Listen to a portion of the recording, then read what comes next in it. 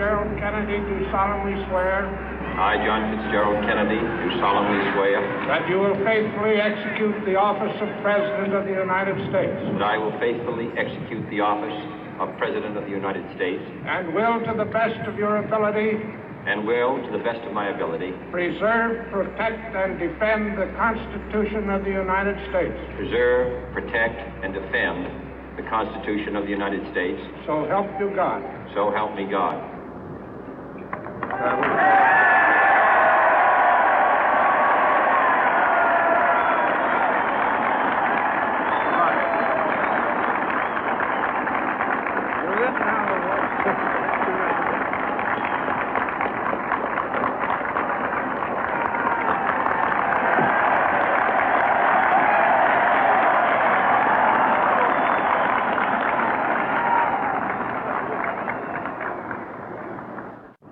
Vice President Johnson, Mr. Speaker, Mr. Chief Justice, President Eisenhower, Vice President Nixon, President Truman, Reverend clergy, fellow citizens.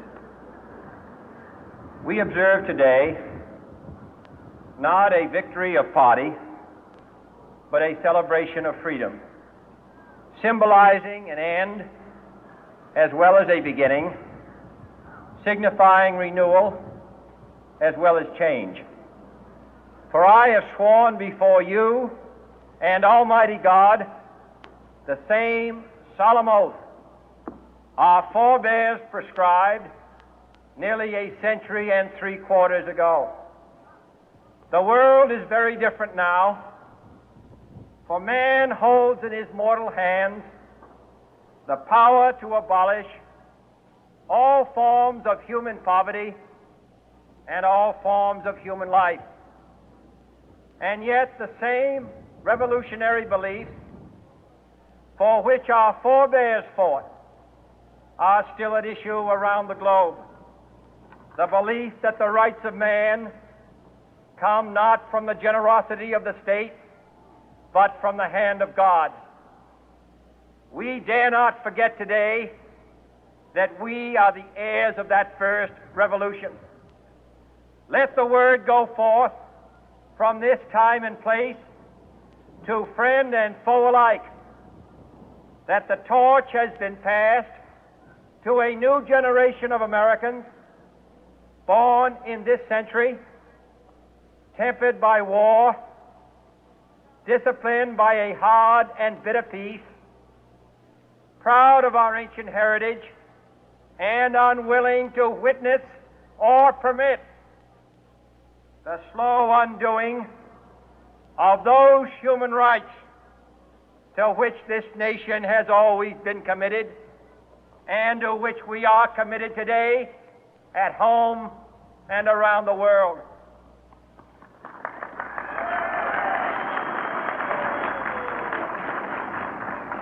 Let every nation know, whether it wishes us well or ill, that we shall pay any price, bear any burden, meet any hardship, support any friend, oppose any foe to assure the survival and the success of liberty.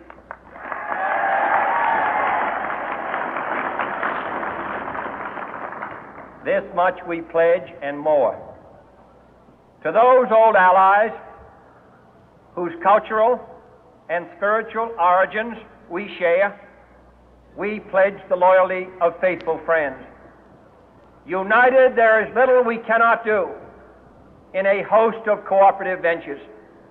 Divided, there is little we can do, for we dare not meet a powerful challenge at odds and split asunder. To those new states whom we welcome to the ranks of the free, we pledge our word that one form of colonial control shall not have passed away merely to be replaced by a far more iron tyranny. We shall not always expect to find them supporting our view, but we shall always hope to find them strongly supporting their own freedom, and to remember that in the past, those who foolishly sought power by riding the back of the tiger ended up inside.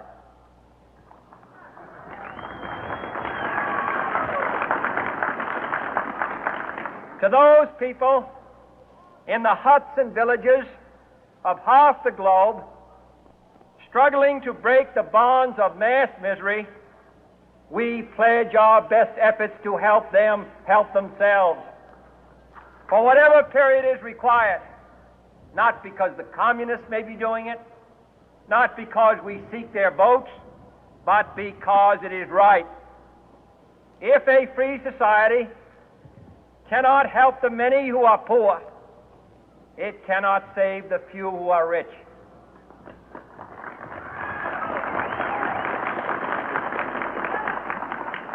To our sister republics south of our border, we offer a special pledge to convert our good words into good deeds, in a new alliance for progress, to assist free men and free governments in casting off the chains of poverty. But this peaceful revolution of hope cannot become the prey of hostile powers. Let all our neighbors know that we shall join with them to oppose aggression or subversion anywhere in the Americas.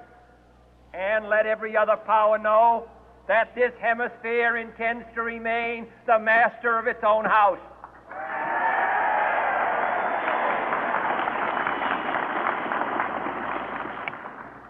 To that World Assembly of Sovereign States, the United Nations, our last best hope, in an age where the instruments of war have far outpaced the instruments of peace, we renew our pledge of support to prevent it from becoming merely a forum for invective, to strengthen its shield of the new and the weak, and to enlarge the area in which its writ may run.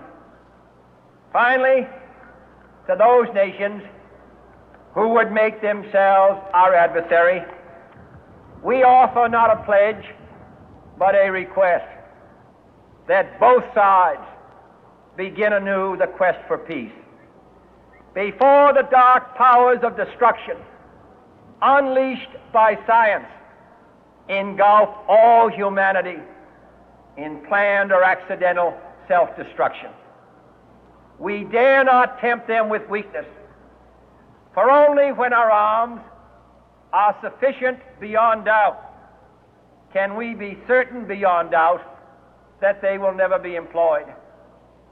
But neither can two great and powerful groups of nations take comfort from our present course, both sides overburdened by the cost of modern weapons, both rightly alarmed by the steady spread of the deadly atom, yet both racing to alter that uncertain balance of terror that stays the hand of mankind's final war.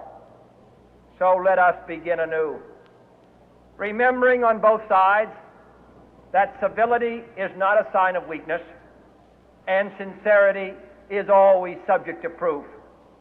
Let us never negotiate out of fear, but let us never fear to negotiate.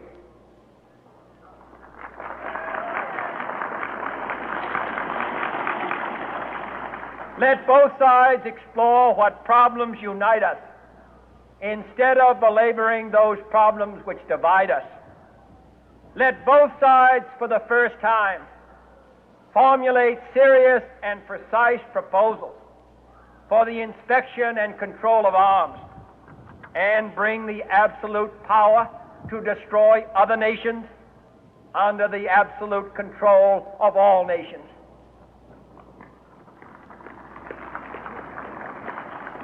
Let both sides seek to invoke the wonders of science instead of its terrors.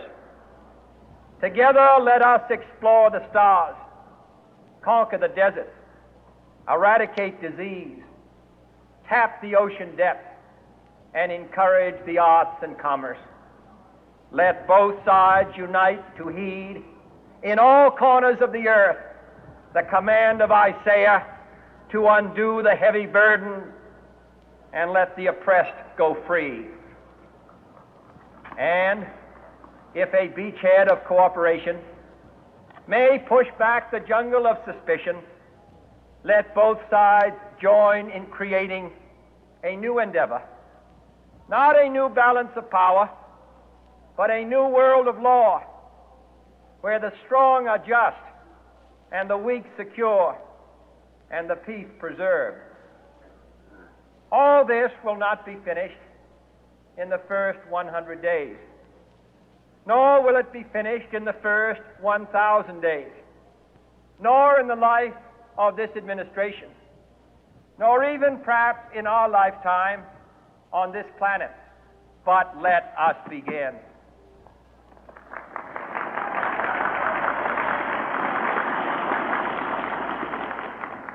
In your hands, my fellow citizens, more than mine, will rest the final success or failure of our course.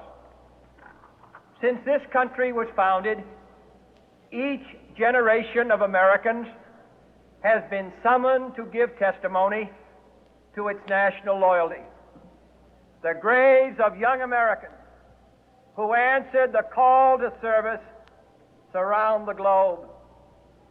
Now the trumpet summons us again, not as a call to bear arms, though arms we need, not as a call to battle, though in battle we are, but a call to bear the burden of a long twilight struggle, year in and year out, rejoicing in hope, patient in tribulation, a struggle against the common enemies of man, tyranny, poverty, disease, and war itself. Can we forge against these enemies a grand and global alliance, north and south, east and west, that can assure a more fruitful life for all mankind? Will you join in that historic effort?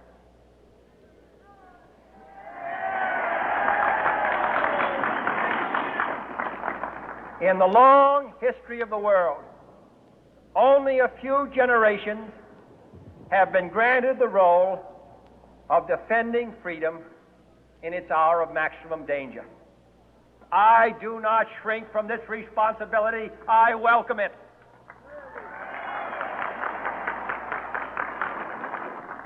I do not believe that any of us would exchange places with any other people or any other generation. The energy, the faith, the devotion which we bring to this endeavor will light our country and all who serve it. And the glow from that fire can truly light the world. And so, my fellow Americans, ask not what your country can do for you. Ask what you can do for your country.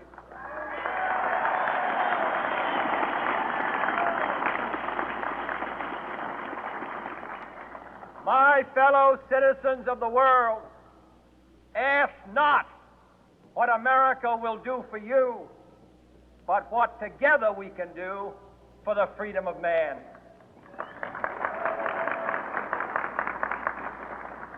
Finally, whether you are citizens of America or citizens of the world, ask of us here the same high standards of strength and sacrifice which we ask of you.